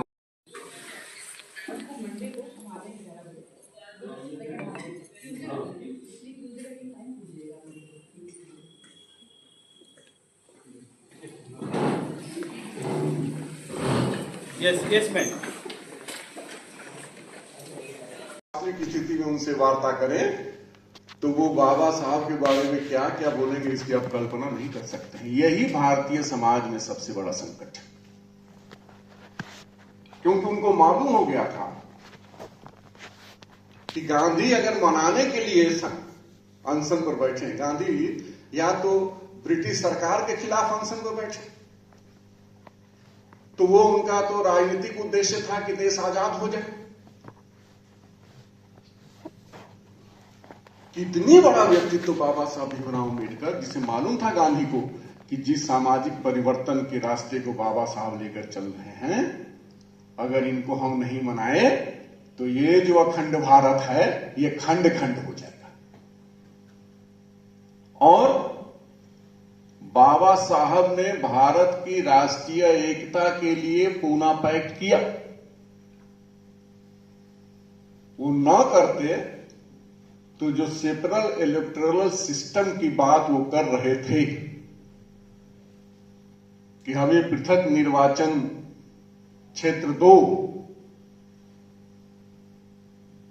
तो शायद भारत की तस्वीर कुछ और होती। तो सबसे पहले तो सबको ये मानना चाहिए, वो ठीक है एक वर्ग की बात कर रहे थे, अछूतों की बात कर रहे थे, ठीक है, लेकिन जिस समय वो अछूतों की बात कर रहे थे, भारत की 3/4 जनसंख्या अछूत थी। केवल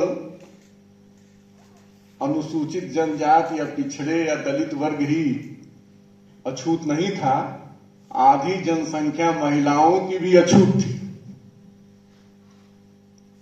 दोनों एक ही बराबर थे। एक गांव के बाहर शिक्षा नहीं प्राप्त कर सकता था, एक घर से बाहर निकलकर शिक्षा प्राप्त नहीं कर सकता था। और शिक्षा प्राप्त न कर सके इसके पहले पीछे एक मानसिकता थी कि जैसे ही ये शिक्षा प्राप्त करेंगे वैसे ही उस सोच में परिवर्तन करते। इसलिए पूरा मूवमेंट देखे, जो लोग कहते हैं कि ड्राफ्टिंग कमेटी के चेयरमैन थे, उनको ये मालूम शायद नहीं है कि बाबा साहब एकमात्र ऐसे व्यक्ति थे जो जितनी कमेटियां बनी थी उसमें एक से अधिक कमेटी के सदस्य थे। सब लोग एक एक कमेटी के सदस्य थे, वो एक से अधिक कमेटी के सदस्य थे। और जिस ड्राफ्टिंग कमेटी की बात होती है उसके 7 मेंबर थे, उसमें एक अमेरिका चला गया, 2 बीमार हो गए, 3 काम नहीं कर रहे थे, अकेले बाबा साहब काम कर रहे थे। तो हमारे समाज की जो संरचना है कि पहले किसी की पर्सनालिटी को नष्ट कर दो, नैरेटिव बना दो, और जैसे ही उसकी पर्सनालिटी को नष्ट करोगे वैसे वो घबरा करके समझौता कर लेगा। भीमराव अंबेडकर के नैरेटिव को नष्ट करने में जितनी शक्तियां लगी, उन्होंने समझौता नहीं किया, क्योंकि उन्होंने कहा कि जब मेरे हित और देश के हित में संघर्ष होगा तो मैं देश के हित को प्रमुखता दूंगा, लेकिन जब मेरे समूह के हित और देश के हित में संघर्ष होगा तो मैं समूह के हित को प्राथमिकता दूंगा। इतना ईमानदार राजनीतिक आपको नहीं मिलेगा जो सीधे कह रहा है इस बात को। वो धोखा नहीं दे रहा है देश को। वो कह रहा है कि मैं जिस समाज में पैदा हुआ हूं उस समाज को, क्योंकि बाबा साहब का सबसे बड़ा धर्म था इंसानियत, ह्यूमैनिटी, मानवता उनका पक्ष था। और इस मानवता को कैसे प्राप्त कर सकते, उनको मालूम था कि जो ये वयस्क मताधिकार है, क्योंकि वयस्क मताधिकार, सार्वभौमिक वयस्क मताधिकार एक ऐसा हथियार है जो राजनीतिक समानता तो दे देगा, सबको एक वोट देने का अधिकार तो दे देगा, लेकिन ये राजनीतिक समानता सामाजिक असमानता और आर्थिक असमानता को दूर नहीं कर पाएगा।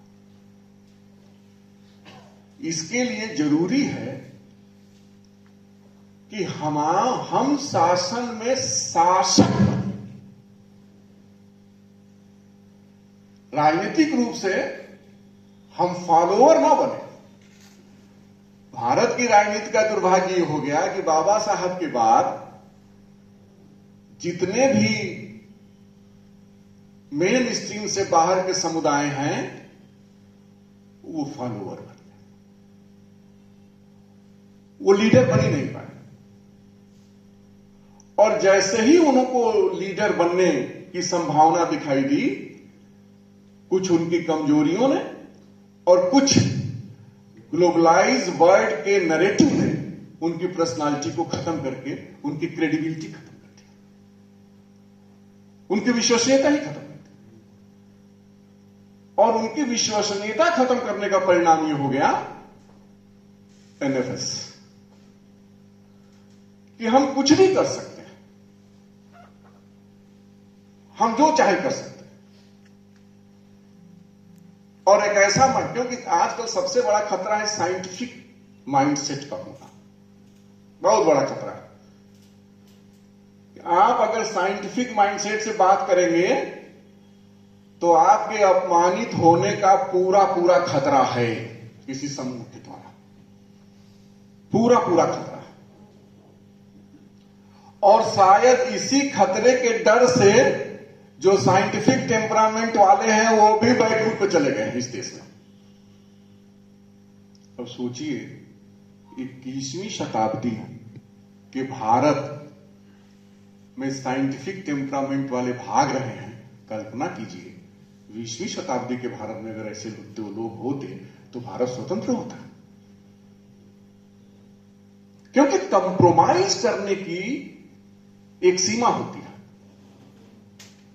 आजकल राजनीति में कंप्रोमाइज करने की सीमा ही नहीं है। हम आपकी बात करके कंप्रोमाइज कहीं और हो जाते हैं, हम अपने समुदाय का नाम लेके कंप्रोमाइज कहीं और हो जाते हैं। हमें अपने समूह की चिंता नहीं है, जो सबसे बड़ा संकट है। 21वीं शताब्दी का जो संकट है वो संकट है कि इतना इंडिविजुअल थिंकिंग हो गई है, इतना व्यक्ति केंद्रित समाज हो गया है, इतना व्यक्ति और स्वार्थी हो गया है। बाबा साहब कहते थे शिक्षित बनो, अपने स्वार्थ से जरा बाहर सोचो। शिक्षा का क्या अर्थ है? शिक्षा का अर्थ है केवल अपने बारे में नहीं सोचना। अपने बारे में तो कोई भी सोच सकता है। जिस शिक्षा की वो बात कर रहे हैं वो अपने साथ साथ अपने समाज और अपने देश के बारे में भी सोचना है। शायद उस शिक्षा के रूप में हमारी संस्थाएं मुझे तो बहुत विफल दिखाई दे रही हैं, बहुत ही विफल दिखाई दे रही हैं कि हम ऐसी नौजवानों की पीढ़ी नहीं तैयार कर पा रहे हैं जो इस देश के बारे में भी सोचे। ये बहुत बड़ी विफलता हमारे संस्थानों की है, और ये विफलता इसीलिए है कि ग्लोबलाइजेशन और कैपिटलिज्म का इतना ज्यादा प्रभाव हो चुका है कि हमारी जो व्यक्तिगत स्वतंत्रताएं हैं वह भी समाप्त हो रही हैं, लेकिन हमें पता नहीं चल पा रहा है कि वो समाप्त हो रही है। वो तब पता चलता है जब हम स्वयं उसके शिकार होते हैं। जब तक दूसरे शिकार होते हैं तब तक हमें नहीं लगता है कि वो आक्रमण हमारे ऊपर भी आएगा। और ये याद रखिए, कमजोर लोग जब भी शिकार होंगे तो कोई कमजोर इस देश में नहीं बच पाएगा। इसलिए बाबा साहब तो रेलिवेंट होते जा रहे हैं, डे बाय डे रेलिवेंट होते जा रहे हैं। और इसलिए रेलिवेंट होते जा रहे हैं कि आखिर मुख्य धारा से कटे हुए लोगों की बात कौन करेगा, कौन खड़ा होगा उनके लिए। अचानक 20,000 रुपए की नौकरी के लिए लंबी लंबी लाइन लग गई और ये बिना सोचे कि 20,000 में किसी का कैसे परिवार चलेगा। 20,000 की नौकरी देने के बाद सरकारें गौरवान्वित होती हैं कि हमने 20,000 की नौकरी दी। ये पूंजीवाद का खतरा पूरी तरीके से। और इस पूंजीवाद ने काम और कर दिया जो बाबा साहब नहीं कर पाए। जो कार्ल मार्क्स कहता था कि मनुष्य की सारी गतिविधियों का केंद्र उसकी आर्थिक गतिविधियां हैं। इतिहास का परिवर्तन भी आर्थिक विकास के कारण ही होगा। बाबा साहब जाति तोड़ने की बात करते थे, जात तोड़िए, और बहुत ठीक बात करते थे। इसलिए ठीक बात करते थे, वो आपके भी समझ में आएगा, हर किसी आदमी को समझ में आना चाहिए कि जात से कोई श्रेष्ठ नहीं होता। नैरेटिव क्या है? जाति से ही श्रेष्ठता हो जाती है। जन्म से कैसे कोई श्रेष्ठ हो सकता है? आपके मन में, हमारे मन में भी सवाल उठता है कि सभी नंगा पैदा होते हैं, कोई कपड़ा पहन के नहीं पैदा होता है। तो जन्म से या जाति से कोई श्रेष्ठ हो ही नहीं सकता। यह नैरेटिव ही गलत है। इसीलिए गीता पुतिन को दी गई कर्म की बात करता है। हमारी संस्कृति कर्म की संस्कृति है, जन्म की संस्कृति नहीं। क्योंकि जन्म की श्रेष्ठता ही सामाजिक असमानता की बात करती है। सामाजिक असमानता की और कोई बात नहीं करती। तो ग्लोबलाइजेशन में क्या क्या, जिसकी मैं चर्चा कर रहा हूं कि अगर आप सक्षम हैं, रोजगार पा गए हैं, तो जब वहां अंतरजातीय विवाह होता है तो कोई कुछ नहीं बोलता है और बड़े सम्मान के साथ कहा जाता है कि दोनों मिला के 2 लाख कमा लेंगे, एक बेहतर जिंदगी। वहां कोई जाति का मामला नहीं है, कोई धर्म का मामला नहीं है। लेकिन जब एक बेरोजगार अंतरजातीय विवाह करता है तो उस सम्मान की बात होती है, उसकी हत्या कर दी जाती है। यह समाज है भारत का। इतना लालची समाज हो गया है, मूल्यहीन काम कर रहा है, आर्थिक संपन्नता को खोजने जा रहा है और मानसिक अवसाद का शिकार होकर के खुद गोली मार ले रहा है। ऐसा थोड़े कि आत्महत्या गरीब कर रहे हैं, गरीब तो बहुत कम आत्महत्या कर रहे हैं। जो ये दोनों हैं उसी में से आत्महत्याएं हो रही हैं। तो ये बदलता हुआ भारत का समाज है और इस बदलते हुए भारत के समाज में बाबा साहब हमारे एक मूल्य है। वो मूल्य किसी जाति के लिए नहीं है, किसी धर्म के लिए नहीं है। वो मूल्य इस देश के लिए है, देश ही नहीं, वो दुनिया के लिए मूल्य है। क्योंकि जो इंसानियत है, उन्होंने कहा कि हमारा नारा है मुक्त, समानता, भाईचारा। फिर कहे आप इसको फ्रांस की क्रांति से मत जोड़िएगा, क्योंकि कोई भी बात होती है इक्वलिटी, लिबर्टी, फ्रेटर्निटी की, तो कहते हैं फ्रांस की क्रांति में। फ्रांस की क्रांति का विशेष संदर्भ था और भीमराव अंबेडकर का यह नारा विशेष संदर्भ है। भीमराव अंबेडकर का यह नारा एक ऐसे मुक्त की कल्पना करता है जो मनुष्य को मनुष्य समझे, एक ऐसे मुक्त, एक ऐसे भातृत्व की कल्पना करता है कि रंग, वंश, लिंग के आधार पर कुओं तक रोका न जाए, मंदिरों तक रोका न जाए, मस्जिदों तक रोका न जाए। भीमराव एक मनुष्य की बात करते हैं, एक ऐसे मनुष्य की बात करते हैं, वही मनुष्य भारत का आध्यात्मिक नेतृत्व कर सकता है जिसकी बात भीमराव करते हैं। आपने हमें आमंत्रित किया, बहुत बहुत धन्यवाद।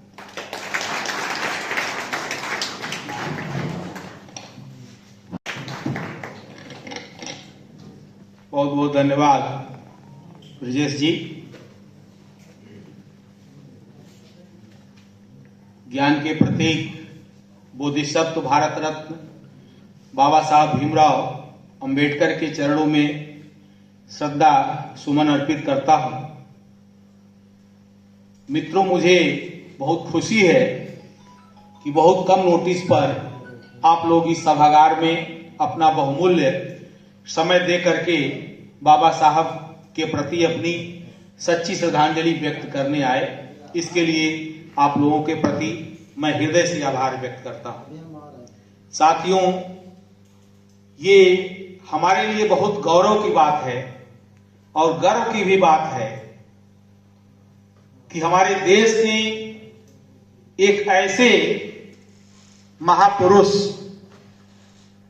समता, स्वतंत्रता, बंधुत्व को साकार रूप करने के लिए आजीवन संघर्ष रहे बाबा साहब भीमराव अंबेडकर को जन्म दिया।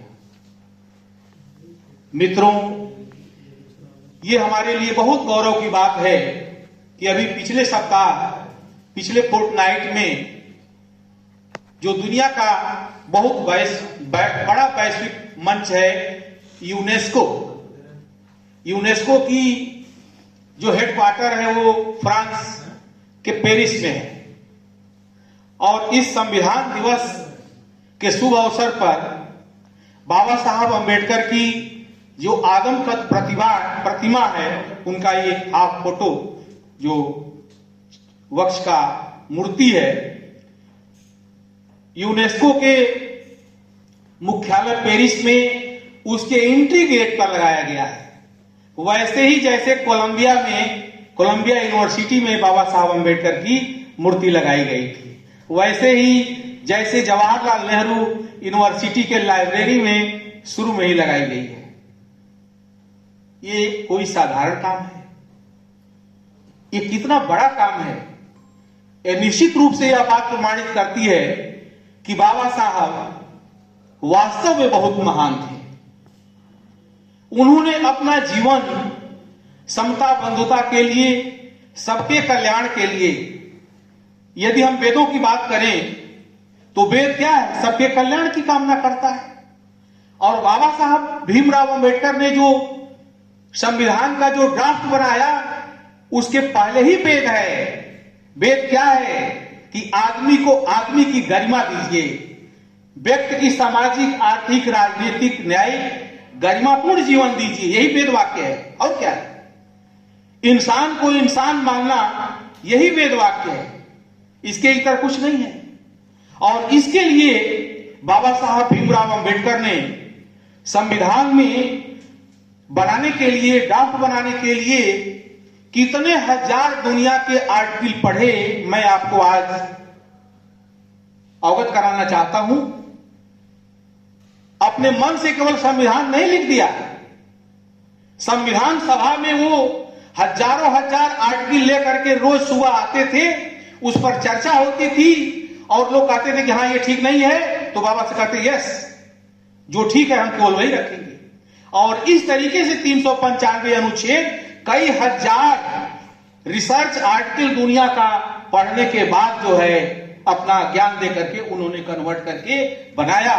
और वो भारत का संविधान दुनिया का सबसे खूबसूरत संविधान बना, जिसमें समाज के हर वर्ग के लिए, इंसानियत के लिए, इवन मानवता के लिए सबसे बड़ी धरोहर जो है उसमें उन्होंने रचा गढ़ा। दुनिया ने इसका स्वागत किया। दुनिया में बाबा साहब भीमराव अंबेडकर की ख्याति दिनों दिन बढ़ती जा रही है। हमारे यहां भी बढ़ रही है। लेकिन मुझे बहुत दुख हुआ कि पेरिस में यूनेस्को मुख्यालय में जब मूर्ति लगाई गई, इसका कोई प्रचार भारत में नहीं हुआ। सुबह मैं उठ करके 5 बजे जब बिस्तर से उठता हूं और देखता हूं ट्विटर पर समाचार थोड़ा सा अर्ली आता है और अच्छे ऑथेंटिक आते हैं।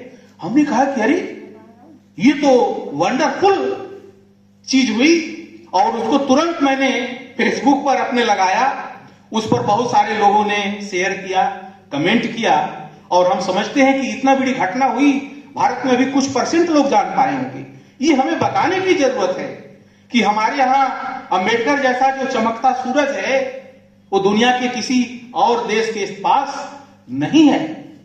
उसने, जैसा कि अभी परम आदरणीय पांडे जी ने बाबा साहब भीमराव अंबेडकर की महत्ता को रेखांकित किया कि बाबा साहब भीमराव अंबेडकर कितने बड़े राष्ट्रवादी थे,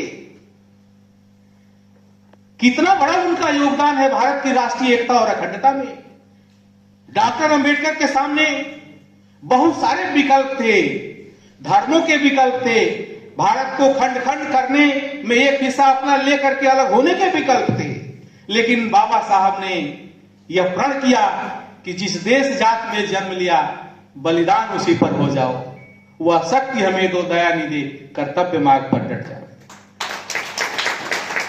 बाबा साहब भीमराव अंबेडकर चाहते तो कोई और धर्म भी अपना सकते थे, अपने लोगों को लेकर के एक अलग देश भी बना सकते थे जिसका ऑफर था। लेकिन गांधी जी जो बैठते हैं जब अनशन पर, सारी बातें आप लोग जानते हैं, और कस्तूरबा जी ने आंचल फैलाया कि अंबेडकर जी हमारे सुहाग की रक्षा कीजिए। डॉक्टर अंबेडकर ने जो है उनको अभय दान दिया और कहा कि ठीक है, चलिए आपने ये जो किया ठीक है, हम आपको बचाते हैं, हम आपको अभय दान देते हैं, हम थोड़ा समझौता करते हैं, क्योंकि आने वाले दिनों में अगर मैं नहीं करता हूं तो हमारे लोगों को आप छोड़ेंगे नहीं। थोड़ा सा कड़वी बात है, लेकिन वास्तविकता ये थी। और डॉक्टर अंबेडकर ने राष्ट्रवादिता के साथ, राष्ट्रीय एकता के साथ कोई समझौता नहीं किया। भारत के लिए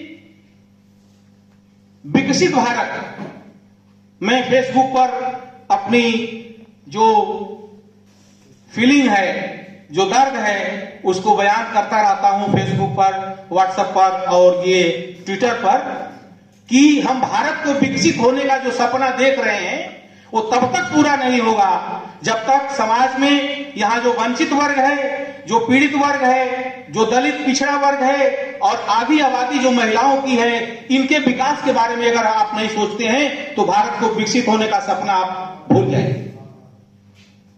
क्योंकि ये आबादी भारत की बहुसंख्यक आबादी है और एक छोटे से हिस्से को अगर आप विकसित बना दें और ये बहुत बड़ी आबादी उससे मरहूम रहे तो इसका कोई मतलब नहीं होगा। वैसे ही जैसे आज हमारे यहां बहुत सारे लोगों के लिए इतनी जमीन है कि वो एक नहीं कई जमीन है, और हमारे लिए कुछ लोग 1200 स्क्वायर फीट के लिए तरस गए। हमारे यहां जो अभी राज बहादुर जी ने कहा कि हमारे यहां बहुत ही समाज में अभी शोषण का सिलसिला जारी है हमारे मजदूरों का। हमारा जो मिनिमम, जो हमारे संविधान की प्रस्तावना में ह्यूमन डिग्निटी की बात की गई, उसको पूरा करने के लिए अभी हम सही नहीं कर पा रहे हैं, उतना नहीं कर पा रहे हैं, और वो करना पड़ेगा क्योंकि यह समय की डिमांड है। और वही बात आदरणीय प्रोफेसर पांडे जी ने कहा कि डॉक्टर अंबेडकर की रेलेवेंस दिन प्रतिदिन बढ़ता जा रहा है। कोई भी सामाजिक राजनीतिक संगठन तब तक सफल नहीं होगा जब तक इन समुदायों को लेकर के, बाबा साहब भीमराव अंबेडकर के बताए हुए रास्ते को लेकर के आगे नहीं चलता है, तब तक हम सफल नहीं होंगे। अभी राज बहादुर जी ने कहा बाबा साहब भीमराव अंबेडकर, मैं अभी और अपनी बात नहीं कहूंगा, आप लोगों की बातों को ही मैं पुष्टि कर रहा हूं क्योंकि अभी समय बहुत हो गया है, कि ये भारत के संविधान की देन है कि देश की सर्वोच्च कुर्सी पर दूसरी बार जो है कोई महिला और अनुसूचित जात जनजाति वर्ग की पहली महिला देश की राष्ट्रपति हैं। प्रतिभा पाटिल भी राष्ट्रपति थी, वो बाबा साहब भीमराव अंबेडकर की देन है। नरेंद्र मोदी जी माननीय सम्मानीय प्रधानमंत्री जो हैं, वो भी बाबा साहब भीमराव अंबेडकर की देन है कि वो चौड़े से तीसरी बार जो है प्रधानमंत्री हैं। लेकिन समाज, सरकार को ये चाहिए कि अगर हमें विकसित भारत बनाना है तो इन लोगों को साथ लेकर के चलना होगा। आज एक समय था कि लगता था कि डॉक्टर भीमराव अंबेडकर कुछ खास वर्ग के लिए काम कर रहे हैं, लेकिन नहीं, वो तो स्टेट्समैन थे, वो राजपुरुष थे। उनके लिए हमारा अपना पराया जैसे किसी दार्शनिक के लिए, संत के लिए नहीं होता है, उसी तरीके से उनके लिए था। उनके लिए सभी लोग, स्त्री पुरुष, सभी जाति रंग भेद, इसीलिए संविधान में सभी तरह की वर्जनाएं किया कि इसका कोई अगर आप आचरण करते हैं तो वो कानूनी अपराध होगा। इस तरह का संविधान बनाया बाबा साहब भीमराव अम्बेडकर ने। बाबा साहब भीमराव अम्बेडकर को उनके योगदानों के लिए हमारे इस तरह के भारत को विकसित भारत, एक अच्छा समता युक्त, न्याय युक्त, बंधुत्वपूर्ण भारत बनाने के लिए जो खाका खींचे, इसके लिए हम उनके चरणों में श्रद्धा सुमन अर्पित करते हैं। मित्रों, यह कार्यक्रम प्रतिवर्ष बाबा साहब की जयंती पुण्यतिथि विश्वविद्यालय में मनाया जाता है। हम लोगों ने कोशिश किया था कि इसमें किया है, करता रहेंगे कि हम सभी लोग इसमें जुड़ करके कंधे से कंधा मिला करके बाबा साहब के जो बताए नक्शे कदम हैं, उनके जो बताए गए संविधान हैं, जो दिए गए संविधान हैं, उनके जो दिखाए गए रास्ते हैं, उस पर चलेंगे। यही हम लोगों के लिए सच्ची श्रद्धांजलि होगी।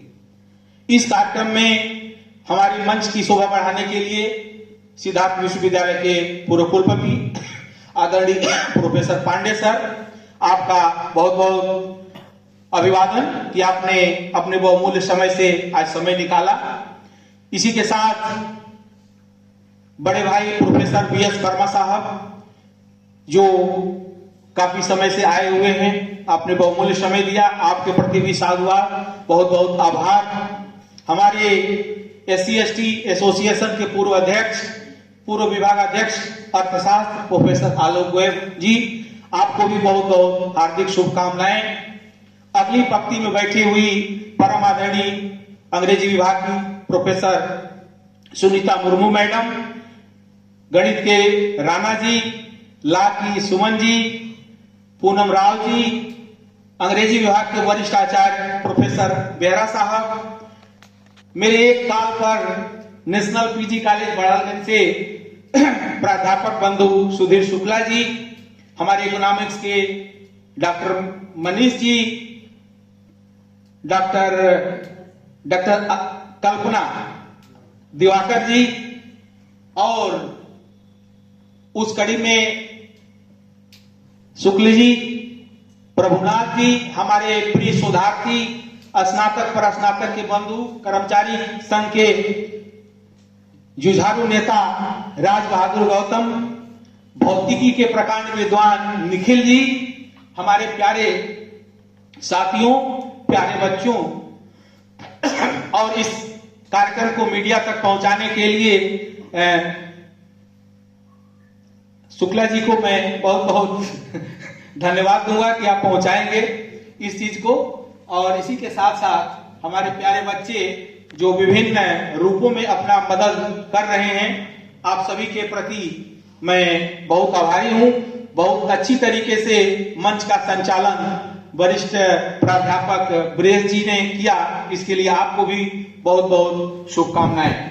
इसी के साथ इस श्रद्धांजलि सभा का कार्यक्रम विसर्जन किया जाता है, और आप लोगों से निवेदन है कि बाहर चाय और पानी की व्यवस्था है, आप चाय पी करके ही जाएंगे। बहुत बहुत धन्यवाद। जय हिंद, जय भारत।